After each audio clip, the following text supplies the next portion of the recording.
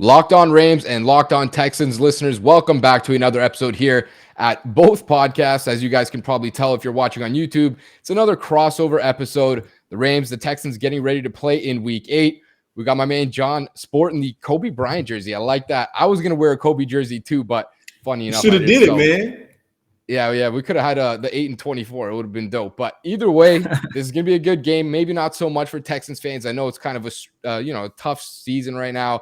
You don't really know where everything's going, but at the same time, the trade deadline is right around the corner. The Rams sitting at 6-1, the Texans at 1-6, kind of going through this rebuild. So it's gonna be fun to break this game down. I guess we can start on this side of the table here. First, I'm gonna ask Coty and John some questions about the Texans, then we'll flip the tables and take a look at the Rams. And then at the final segment, kind of dive into some predictions and things like that. So to begin, I feel like the Rams fans and myself included probably don't know a lot about the Texans. They're not in the same conference, don't play each other often, obviously. So when you look at this Texans team, and I think this is kind of like the overarching theme here, the team's not doing well, right? It's 1-6, a lot of question marks about the roster, the coaching staff in general, just things like that.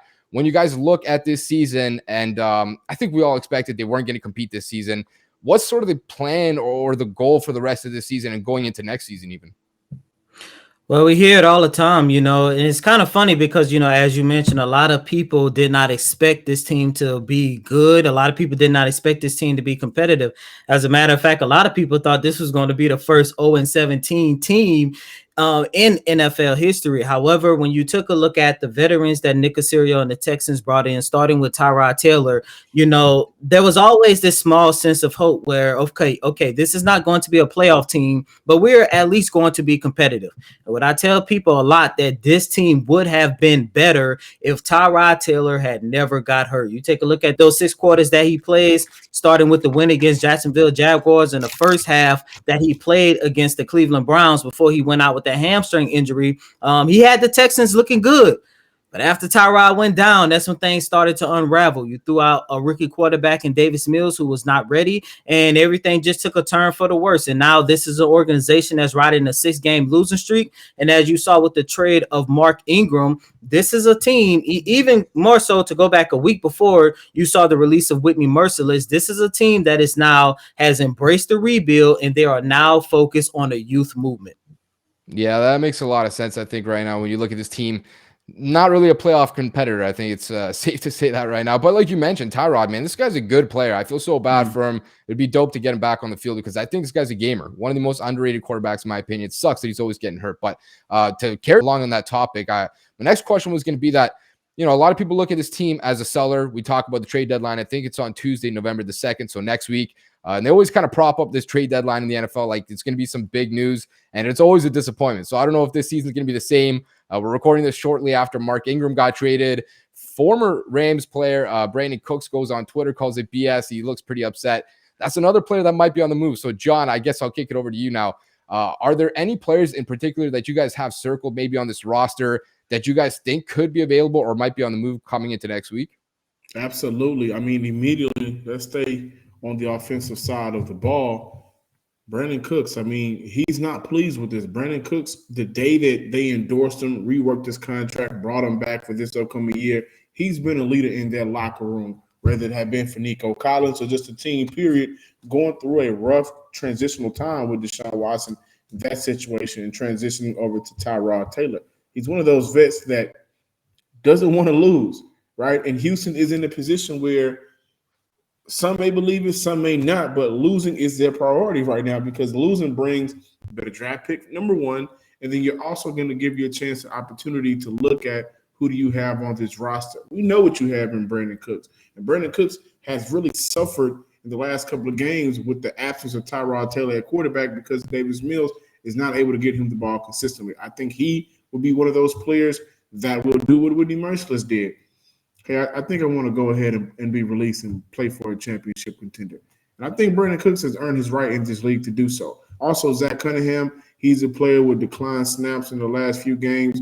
They're not really big on him. He's at on-the-field issues, to not being able to drop back further in zone defense or just miscommunication errors, whether it's off the field, showing up to practices late, not setting a good impression with his new coaching staff and general manager. Those are the two players that I look at personally, circle on this roster and say they could move on soon. And it wouldn't shock me if Houston is fielding calls for other players looking for the best deal possible. I don't think they're going to move on without getting something that they find worthwhile in return.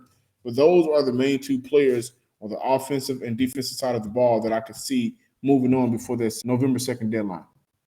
Yeah, and it's got to be tough for Cooks, right? You look at his path throughout the NFL. I mean, this guy's played with two Hall of Famers, Tom Brady, Drew Brees, goes to the Rams, they go to the Super Bowl. So not really used to this losing thing. It's got to be tough for him, but I think that one makes sense for sure. You talk about, some of these veterans maybe on the way out. Are there any players on this roster right now that sort of makes sense to develop as younger guys? Any guys in particular that you guys have circled that, that stood out recently or look like players to build, around going forward throughout the next few seasons? There's only one on this roster. His name is Jonathan Grenard, and that is a guy you guys should be able to look out for because this is a guy who's currently leading the Houston Texans in sack. I believe he's leading the team with 6 or 6.5. I can't remember which number is correct, but it's somewhere around that mark. And Jonathan Grenard has developed himself he has established himself as a foundational piece for this Houston Texans rebuild. And look, you're talking about the Texans had, of course, with the release of J.J. Watt, they have a big need to fill on that defensive line. And Jonathan Grenard, and in his second year, he has made his case to be the guy that the Houston Texans can keep around. I mean, you're talking about a guy who's definitely not going anywhere. I think he might be the only guy on this roster who would be safe. And as a matter of fact, the emergence of John Grenard is part of the reason why other players like a Charles Omenihu, who has been sitting on the bench and who has had 2 healthy scratches in 2 of the last 3 games. This is a guy who has looked really good. He's not very athletic, but this guy knows how to get by his opponent on the offensive line. And not only that, he has this move where he has like this long arm stretch that allows him to record these sacks on the quarterback. And that's something that we saw in the game against the Arizona Cardinals, how he got Kyler Murray. And I would not be surprised if he do the same thing on Sunday and get a sack on Matt Stafford as well. Yeah, I was hoping you brought him up because that was a guy I love coming out of Florida. A lot of people talking about his former teammate Zuniga. I can't remember his first name now. I think it might have been Jabari. And I was like, man, Grenard's better. I'm telling you guys, he got good hand usage. So not surprised that he stood out. We talked about quarterback a little bit, Tyrod Taylor. I think this is the biggest question here for the Rams when it comes to this quarterback situation, right? Davis Mills, Tyrod Taylor, both these guys have started games now. I think one of them has been a lot better than the other. Of course, the veteran being a little bit more worrisome if you're a defense. What's the status on him going into this week? Is he expected to play? I know he's kind of been getting into the mix a little bit here. He did return to practice on Wednesday, so that's good. That's positive. I think Houston, what they're doing right now is taking it slow, and Coty will be able to provide a little bit more information than I probably would. But Houston is taking it slow with him. I think that hamstring issue was a little bit more of an issue than they led on, especially due to Tyrod's age and his injury history. But he is back practicing. I don't foresee him playing on Sunday. I think that'll be a premature move to put him back out there. His first game against the LA Rams, and we know how good of a defensive line that is. They have 20 sacks on the year so far, which is 3rd in the league. So they are known to getting after that quarterback. And I don't know how much trust do you have in that hamstring to hold up his first game back. Yeah, to piggyback off what John said, there is at least a 95% chance that we will not see Tyrod Taylor on Sunday, which means Davis Mills will continue to be the starting quarterback, at least for this game. And as a matter of fact, I had an opportunity today to watch some of the Texans practice, and Davis Mills was taking first-team reps, and second-team reps was Jeff Driscoll. Tyrod Taylor was on the opposite side of the field doing some light work. He wasn't really running around. He didn't look like the same guy that he looked like prior to the hamstring. However, I had an opportunity to speak to a source, and they did say his hamstring injury was a little bit more severe than what the team was letting on. So, of course, that means 9 times out of 10, unless, all of a sudden he feels good and he's ready to go, there's a good possibility we will not see Tyrod Taylor back on Sunday. I think that's good news for Rams defenders, especially if you play on that D-line. I know there's a big difference between someone who's mobile like Tyrod, hard to get down, so you want to kind of run up some of those numbers against a guy like Davis Mills, who might hold the ball a little bit too long for a rookie. Right now, in just a second here, we're going to flip the tables. John and Coty are going to ask me some questions about the Rams. We'll kind of dive into some of that in just a second here. Before we get there, you guys can follow us on Twitter at QB's MEP, at Coty Davis _24. That's Coty, Coty, and at Some Sports Guy. Let me tell you about two of our sponsors for today's episode. Listen, McDonald's, everyone has been there at some point in their life. Myself, usually frequent after a night of some drinking, maybe the next morning. A good hangover cure, I'm telling you, is number one when it comes to this business. McDonald's has always been more than just a place to get tasty, affordable food. It's a place where friends and family can come to reconnect, a place where classmates can meet for a study group, knowing they're going to get dependable Wi-Fi and endless surprise of French fries and McFlurries. And I've said this on my podcast a couple of times. Smarties McFlurries are the best. Smarties are something different in the U.S. They're not a candy chocolate like they are in Canada, so probably a little bit weird for you guys to hear that. But Smarties McFlurries, goated right there. Win or lose, it doesn't matter. It's a place where teammates, competitors, the home team, the away team, everyone can get together to recharge. It's a place you always look forward to stopping on a long road trip to kind of rest your legs, get to refuel, get a nice snack in you. So head to your local McDonald's to refuel and reconnect. Did somebody say Locked On Rams, Locked On Texans watch party? That'd be dope. I'm telling you guys, go check out McDonald's. They'll take care of you. As always, I'm loving it. And our second sponsor for this segment here, you guys have heard me talk about it many times. I'm sure Locked On Texans listeners have heard you guys talk about it many times as well. If you drive a car, if you commute, a lot of you guys do like to listen to our podcast while driving. You don't have to go deal with that mechanic anymore. You go send your car in. Something's wrong with your car. You got to wait 7 to 10 business days. Got to pay an outrageous amount of money. Whatever the case is, go check out one of our sponsors, rockauto.com. They're a family-owned business that's been serving auto parts customers online for 20 years, so you don't have to do that old song and dance anymore. If you're a person who likes to fix things yourself, or you're a professional and you're looking for reliably low prices, go check out Rock Auto. They've got every make and model that you can imagine. So if your car is brand new, 25 years old, doesn't matter. They're going to have you covered. All you have to do, just go to their website, check out their parts. Amazing selections, reliably low prices, all the parts your car will ever need. Visit rockauto.com and write Locked On in their How Did You Hear About Us section so they know that we sent you. Thanks for making Locked On Texans and Rams your first listen every day. We've got you covered on all the things Texans and Rams, but with the trade deadline right around the corner, don't miss our NFL Live Trade Deadline show. Reaction to every move, plus a second-half preview, and much more. Catch the show live from the 3 p.m. to 5 p.m. slot Eastern Time, November 2nd on the NFL Locked On YouTube page. Welcome back in, fans and listeners of the Locked On Rams and Texans. So I got a quick question, right? You guys are fancy now, not the St. Louis Rams, the LA Rams. Everything's pretty. Everything is bold. Everything is beautiful, right? You go and bring in Matthew Stafford, who was suffering in the dungeons of Detroit for years, right? And this team looks totally better, totally different without Jared Goff back there, with Matthew Stafford, who was able to make every throw an NFL quarterback should be able to make. Is it Super Bowl or bust for this team so far this year? I think it is. I think it has to be, right? You trade all these first-round picks. You trade I think it was like a fourth-round pick as well. You talk about Jared Goff. Like, this guy was not a great quarterback, and a lot of people hate me for saying it. I just don't think he's that good, to be quite honest with you. But they still had a lot of success, right? They got to the playoffs 4 out of 5 seasons, I think it was. Won multiple playoff games, got to a Super Bowl, won an NFC championship game. You make this move only because you think Stafford is going to be the guy to take you over the top. And I think right now, the early returns are really positive. They're 6-1. This offense is clicking.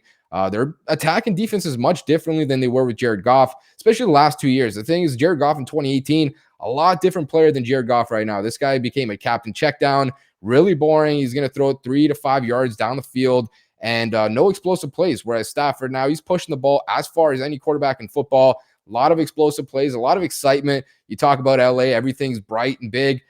They want to go score 70-yard touchdowns, and that's exactly what they've done right now with Stafford. So I think when you look at it from a grand perspective, they have to be all in right now. It's Super Bowl or bust. They are playing in LA in the Super Bowl as well, so it would be pretty cool to see them obviously get to play in their home stadium. But you make this move only for one reason, and that's to be the last team standing at the end of the day. So I think that is, the expectation right now. It's hard to say, obviously, with a lot of time left, but I think definitely, when you look at it, it's got to be the expectation.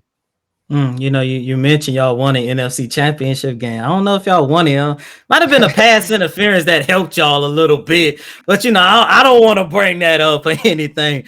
But so I do want to ask you this. You mentioned Matt Stafford a little bit. I want to ask you, are you surprised that Matt Stafford actually been this good and helping the LA Rams turn around? Because I was one of those people who, of course, saw Matt Stafford in Detroit and said to myself, this isn't going to move the needle much for Los Angeles.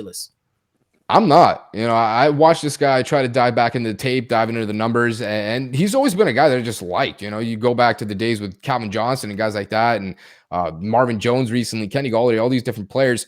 And I could just sympathize with the situation, right? He's never had a great offensive line. He's never had a good running game. I think over the course of his career there, I think he had 9 rushers that reached 100+ yards in a game. That's horrible. Over 12 years. That's not even a guy a year. The Rams do it like 7 times a season. So no help whatsoever, right? He's had good receiver cores, but other than that, it's just been bad. A lot of coaches, a lot of offensive coordinators. And so I just looked at how he played the game, and, there's still going to be glitches here or there. He's not Tom Brady, but I think he's as close as you can get to that elite tier without actually picking first overall or whatever the case is. So I wasn't surprised. I thought he was going to fit well in this offense. It's looked pretty good so far. And this is a guy that likes to go deep, and Sean McVay is not going to hold him back. I mean, they're playing way more empty right now than they've ever played. They're not playing safe under center, boring 5-yard plays like they were with Jared Goff. They're literally trying to go for the jugular every play. So it's exciting to watch as a fan. I'm sure it's fun to watch for me too.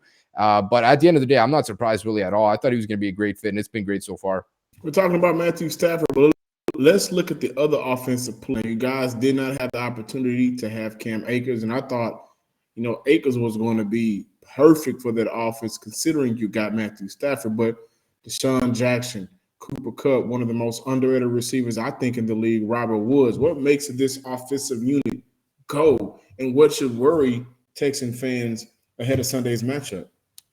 Yeah, it's got to be Cooper Kupp. I mean, this guy's just balling out of his mind right now. I looked at some of the numbers, and he's actually breaking records. I mean, I think he was the first receiver in NFL history to have over 800+ receiving yards and 9+ touchdowns throughout the first 7 weeks in any year ever. So Stafford, I don't know what it is about his style of play where he just locks into a guy. It feels like he's always got that guy. Had Calvin Johnson back in the day. And, what's funny is Stafford and Kupp are actually on pace by 1 yard to break Calvin Johnson's single season record. I think it's like 1,964 receiving yards or something absurd. So I don't know if it's going to last, and they are playing in 17 games now, so he kind of gets that advantage there. But it begins with Cooper Kupp. I mean, the guy's unguardable. I don't even know how you stop him. You can't really bracket him because then you're going to be playing a man down essentially on defense. So your best bet is to just hope that he's not going to beat you over the top. He's had a lot of those explosive 15+ yard plays, and that's really where it begins. And, their connection's been really strong, but you look at some of the other weapons that you mentioned, and Robert Woods, really perennially underrated receiver there.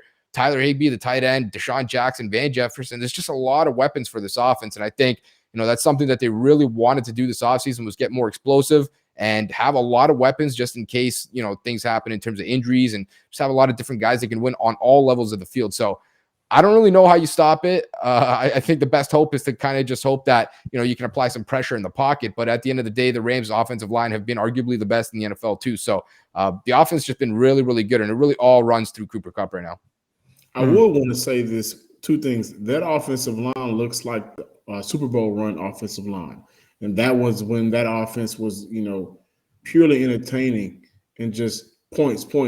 I also would like to say Cooper Kupp was a part of that, meeting where they had to swoo Matthew Stafford. I think Cooper Kupp was in their room. So those guys probably have some type of connection due to him saying, hey, come play football in LA. It's much prettier than Detroit. You ain't got to worry about a stinky franchise. We're actually doing something different, so I can see why the connection is working out so well. Hey, so looking at the defensive side of the ball, I do want to touch on Jalen Ramsey. That is actually a guy Houston Texans fans are familiar with, but I don't think we had an opportunity to see him over the last 2 seasons after he was traded. So can you just talk to the listeners really quick how much better, in a sense, Jalen Ramsey has been ever since he came over from Los Angeles?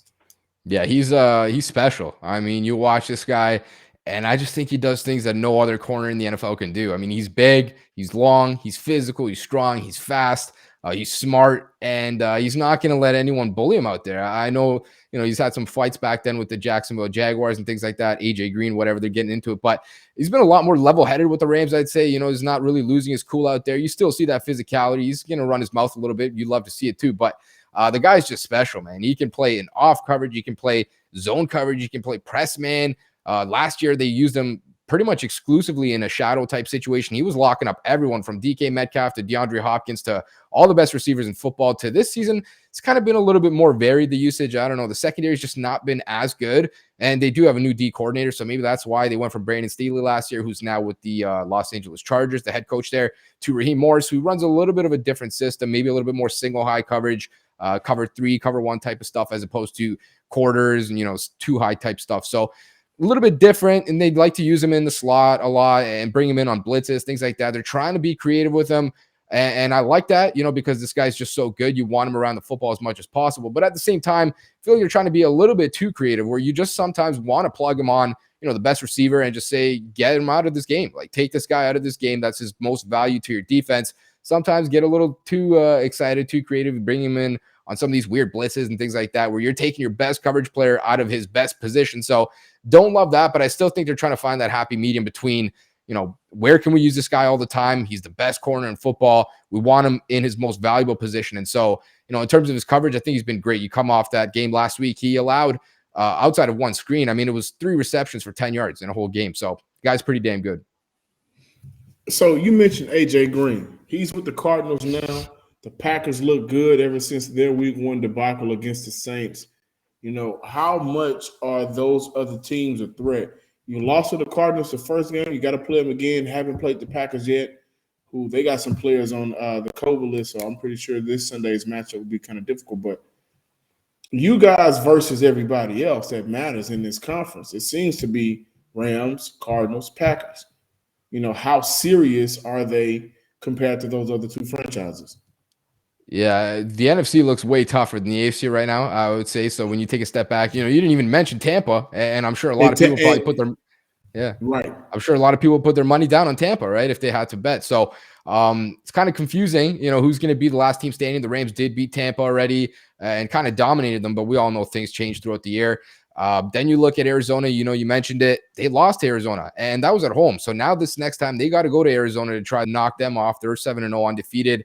And Arizona and Green Bay play each other on Thursday night. So it doesn't look good for Green Bay. Like you mentioned, some guys on COVID and things like that. So we don't know who's going to play, but get a bit of a better gauge in terms of, where those 2 teams stand, the Cards and the Packers. Maybe if one blows one out, they might be the head of the NFC. But I think the Rams are right in the mix there. You look at this team, they are as complete as any team. Right now, it's hard to say that the Cardinals are not the best team just because of their record and the way they played. But I don't know, something just doesn't want me to buy in. These guys don't have a lot of experience. They've never really had, a bunch of guys go to the playoffs. This team's been bad for like 4 or 5 years now. So they don't have much experience. I don't know how they're going to handle December, January football when we get there. I think the nod still kind of has to go in that Green Bay Packers, Rams, Bucks kind of direction, just because these teams do have a lot of experience in the playoffs. But it's going to be a tight race for sure at the end of the year. And we know, oftentimes whoever's the most healthy is going to be the best team. So long season still remaining, but I think the Rams are definitely right in the mix with those teams. Absolutely. I can't wait to talk about the prediction for Sunday's matchup against the Rams and the Houston Texans, which we will have coming up next. Don't go anywhere, Locked On Texans and Locked On Rams fans. Now we get down to what really matters, Sunday's matchup. And talking about some of these predictions, if you guys want to get in on the action, you've heard me talk about it many times on this podcast. I'm sure Coty and John have talked about it many times as well. You can go check out betonline.ag, one of our sponsors for this episode. They're going to keep you covered for all your college and pro football action this season. They are your number one spot. Why would you go anywhere else? They've got all the latest updated odds, props, and contests, including the $500,000 NFL Mega Contest and the $200,000 Survivor Contest, which are both open now at BetOnline. You can go head to their website or use your mobile device to sign up today and receive your 100% welcome bonus on your first deposit. BetOnline is the fastest and easiest way to bet on all your favorite sports, from football to basketball to boxing to horse racing. Listen, we're not judging. If you want to bet on horse racing, it's all good. I'm sure it's fun when there's money down. Don't wait. Take advantage of all your favorite sports and all the great offers available for the 2021 season right now at betonline.ag. BetOnline, your online sportsbook experts. And now, fellas, just before we dive into this, thank you guys so much for always making us your first daily listen here at Locked On Rams and Locked On Texans for your second daily listen. Make sure to go check out the Peacock and Williamson NFL show. These guys are going to break down every major NFL news story every day in under 30 minutes, entirely free wherever you get your podcasts. Now we can dive into the juicy part, all right? Everyone's always wanting to listen to these predictions. What's the score going to be? Who's going to win? What's going to happen, all right? So I'll hand it over to you guys first. Depending on how you guys want to do it, maybe a matchup to watch or what you expect to happen in this game, a prediction, and then we'll kind of wrap it up with me. I'll kick it over to you guys. What do you guys think? So I'd like to start off with this. Right now, one thing the Rams are really good at as a team is takeaways. They have 12 takeaways on the season so far. And so I do look at that being an advantage for you guys simply because we've had issues with holding on to the ball, whether it be fumbles or more so interceptions with our quarterback. One game, Davis Mills had 4 interceptions alone. So I think that's an area where we give the nod over to the Rams. Now, a matchup that Houston could and should favor is Brandin Cooks versus Jayla Ramsey. Jayla Ramsey has traditionally had issues with smaller and shiftier receivers. We all remember the kick returner, special teams player, the comment remark that he had to Tyreek Hill, and then we also saw what Tyreek Hill was able to do to him shortly after. So I think that's an area where Houston should exploit Cooks versus Ramsey, but overall, I think this is too good of a team. Matthew Stafford is playing high level. Cooper Kupp is playing at a high level. Every now and then, Vance Jefferson, he comes in and plays at a high level. Of course, Aaron Donald is unblockable because we've already had our issues interiorly, and he's just unblockable, period. I'm going to roll with the Rams 30-6. That little tidbit that John shared is a little bit more hopeful than me. I don't think there's not one aspect that the Texans can exploit. Even with Brandin Cooks, I mean, look, he started the season off really strong. I believe he started the year, he was like top 5 in receivings, but over the last couple of weeks, defense has been able to put him in a box, and there's nobody the Texans can use as a decoy in order to help Brandin Cooks go out there and get his numbers. Plus, once again, you rode him with a rookie quarterback in Davis Mills, who has not looked so good over the last few games. And then on top of that, the Texans offensive line has been horrendous due to the injuries that they have had. I mean, Laramie Tunsil isn't going to be there. Justin Britt's a little bit banged up. You have issues going on with Titus Howard. He wants to go back to right guard. They still have him at left guard. So, with that being said, and going up against Aaron Donald, who was no lower than the second best offensive lineman, only behind a healthy J.J. Watt over the last decade, man, the Texans have no hope. I'm going 38-3 Rams. Oh my goodness. That's a big spread. Which would be in, Houston's MO right now. They've only been able to score 8 points in the last 2 games combined. Yeah, so. and by the way, I want to throw this out there. This might be the worst game we see from the Texans because following the trade of Mark Ingram, this does not look like a locker room that's together anymore. Yeah, you see it from Brandin Cooks on Twitter, right? This guy looks like he's about to lobby his way out of town too. So, we don't know what's going to happen. But it's funny you mentioned that, Coty, because I forgot Justin Britt did play for the Texans. And for Rams fans, that might kind of ring a bell there. Aaron Donald tried to knock this guy's head off when he used to play for Seattle. They literally got in a fight one time, and he was the player that Aaron Donald tossed his lid back on after the game. They had their pads off. He ran to the middle of the field and tried to fight him. So, I don't know what's going to happen. Brent. He put his helmet back on to go fly. I remember that. Yeah. We may have some juiciness on Sunday, a sideshow from the game to look forward to. That's right, yeah. Maybe not the prediction that, Texans fans want to watch, but there might be something to watch outside of that. And Jayla Ramsey, anytime this guy's playing, you guys obviously in the same division as the Jaguars, there's a lot of, potential beef there from many years ago too. So I'm also going to lean with the Rams. I just think they're way better right now. They're obviously running hot too. No surprise. No surprise here. I'm going to say 34-7. I feel like the Rams kind of play a little bit passive on defense. They always get in these shells where they feel so comfortable. They kind of knock everyone back and just let teams kind of dink and dunk their way up the field.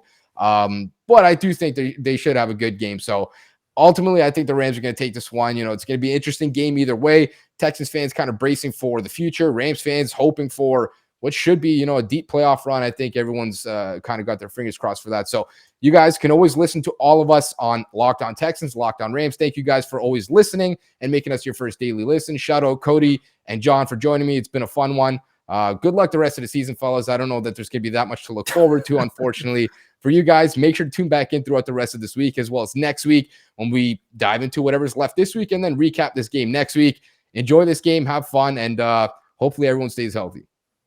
Hopefully, and the Texans are 14.5-point underdogs. So I guess people will be taking that bet. I'm Johnson Sports Guy Hickman of the Locked On Texans. I had a lot of fun, and I'm looking forward to Sunday's matchup. And I'm Coty Davis. Please remember to follow me on Twitter at Coty Davis _24. Once again, that's Coty COTY DAVIS _24. Until next time, ladies and gentlemen, Houston, keep your head up. Hopefully we have better days to come. Peace.